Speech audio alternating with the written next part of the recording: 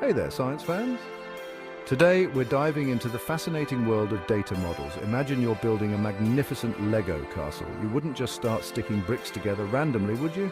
You'd need a plan, a blueprint to guide your creation. That's exactly what a data model is, a blueprint for organizing data. Data models provide a structured framework for defining, storing, and retrieving information. They help us understand how different pieces of data relate to each other, just like a map shows us the connections between different locations. Whether it's a simple spreadsheet or a complex database powering a social media platform, data models are the unsung heroes working behind the scenes. Now, you might be wondering, why should I care about data models? Well, my friends, in today's data-driven world, understanding how information is organized is crucial. From online shopping to medical research, data models are the backbone of countless applications we use every day. So buckle up as we explore the different types of data models and learn how they shape the way we interact with information. Before we dive into the cutting-edge data models used today, let's take a quick trip down memory lane.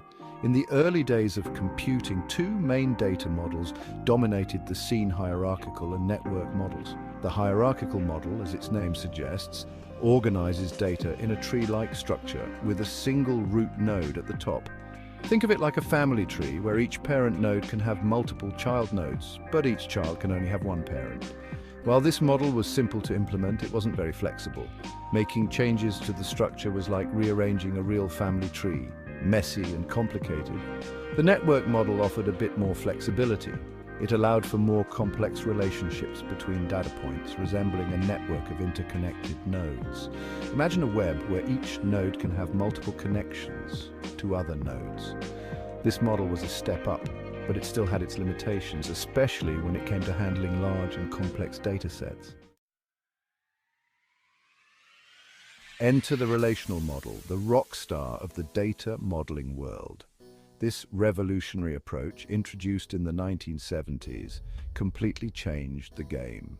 The relational model organizes data into tables with rows and columns. Think of it like a supercharged spreadsheet. Each row in a table represents a unique record, like a customer or a product. Each column represents a specific attribute of that record, such as name, address, or price. The real magic happens when we connect these tables using relationships, allowing us to efficiently store and retrieve vast amounts of data.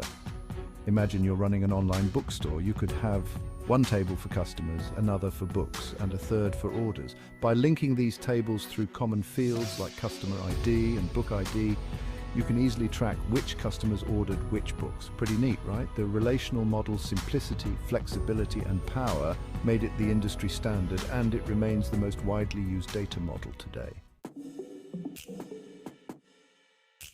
As technology advanced and software became more complex, a new data model emerged, the object-oriented model.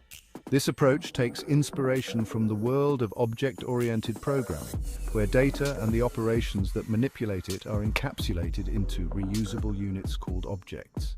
Think of it like building with Lego bricks again. Each brick is an object with its own properties and behaviors. You can combine these bricks to create more complex structures, just like you can combine objects in an object-oriented database to represent real-world entities. This model is particularly well suited for handling complex data types, such as multimedia files, geographical data, and even human DNA sequences. While not as widely used as the relational model, the object-oriented model is gaining popularity in specialized applications where its unique capabilities shine.